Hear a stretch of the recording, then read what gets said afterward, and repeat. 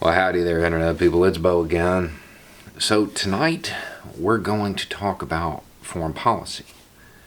We're going to talk about the foreign policy we have and the foreign policy we should have. It sounds crazy. How do you know what foreign policy we should have? How can we figure that out?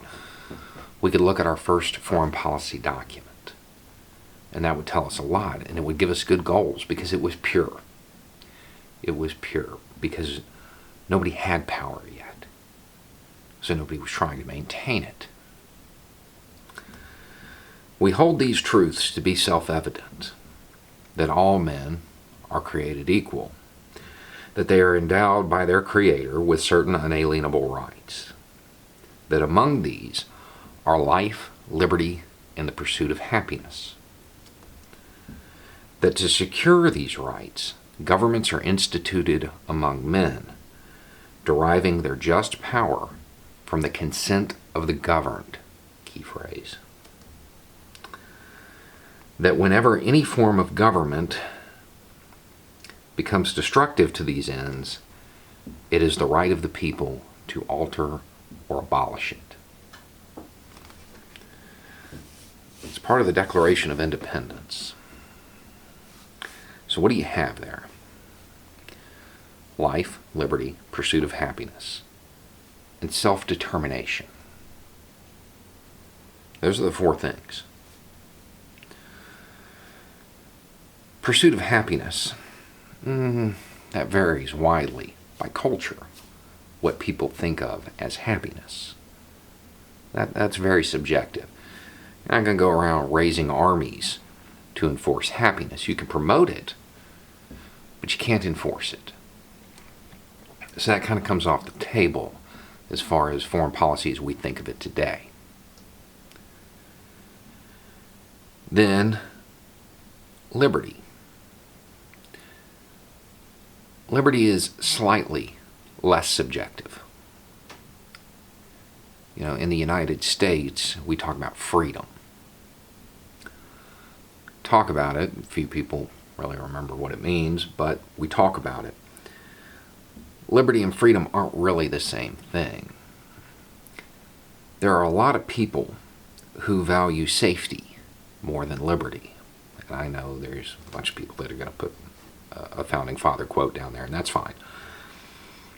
But we can't enforce our idea of liberty on people. Otherwise, it's not really liberty now, is it? Not only that, it flies in the face of self-determination. And then life.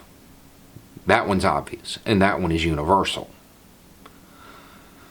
So on a universal level, you have life and self-determination. That's what our foreign policy should be promoting. That's what it should be about. And if we did that, man, it'd be great because it was so pure. There was no power to be maintained at this point. It's just ideas. Had we stuck to this, think of the outcomes. How would the Native Americans have been treated if we actually stuck to this? Life, liberty, pursuit of happiness, and self-determination. There would have been no trail of tears. Had we stuck to this, slavery couldn't have existed because it relied on a transatlantic trade that violated it. They became corrupted almost immediately after drafting this because then there was power to be had. You know, the most radical revolutionary becomes a conservative the day after the rebellion type of thing. But at this moment, it was pure. It was pure. It was just about people. So this is the foreign policy we should promote. The problem with that is that we exist in the real world. And this isn't the foreign policy we currently have. foreign policy we currently have is about dominance. It's about maintaining global power. So what that means is that if you're advocating for this kind of foreign policy, your opinion on any given situation has to change as the situation on the ground changes. I'll give you an example. Since it's fresh in everybody's mind, Syria. When we started propagandizing for regime change, now this is before the protests, because understand, we triggered that.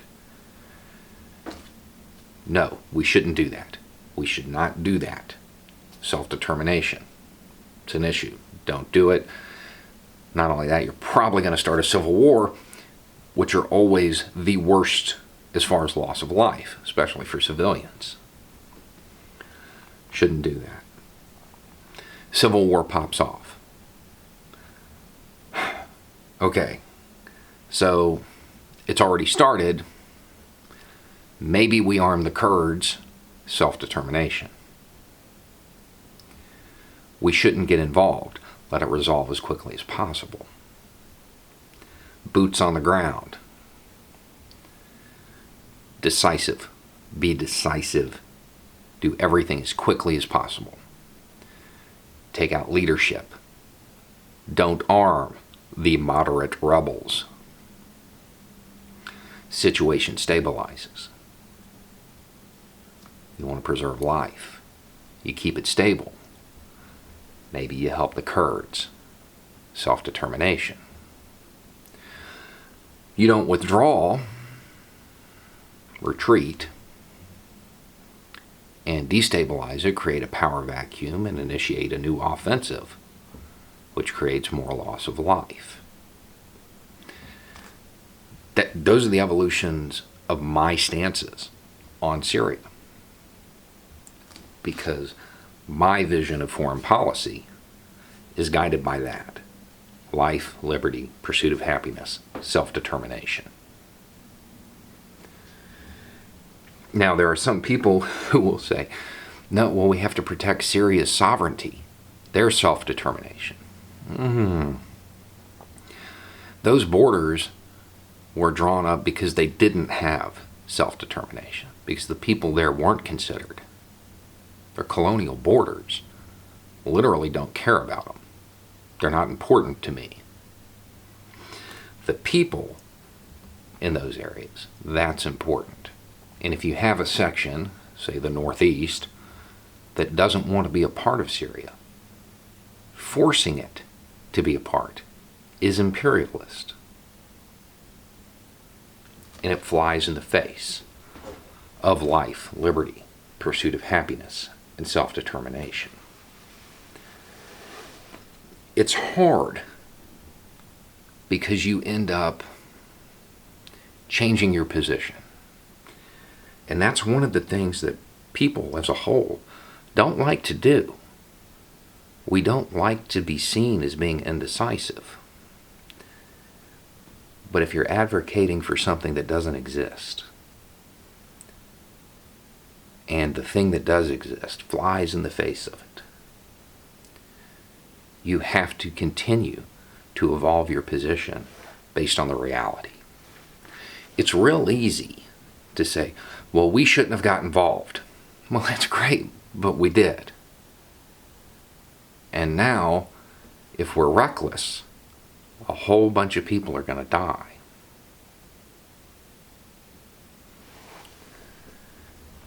A whole bunch of people are going to lose their life, liberty, pursuit of happiness, and self-determination. Now, in this case, because it does appear that the Syrian government and the Russian government were very aware of what was going to happen, the loss of life so far has been minimal. But that doesn't mean that it's going to stay that way. Probably won't.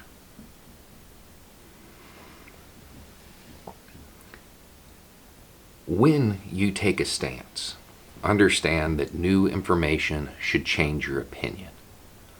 Ideas stand and fall on their own. And as the situation on the ground, in any situation, evolves, your opinion should evolve with it. Anyway, it's just a thought. Y'all have a good night.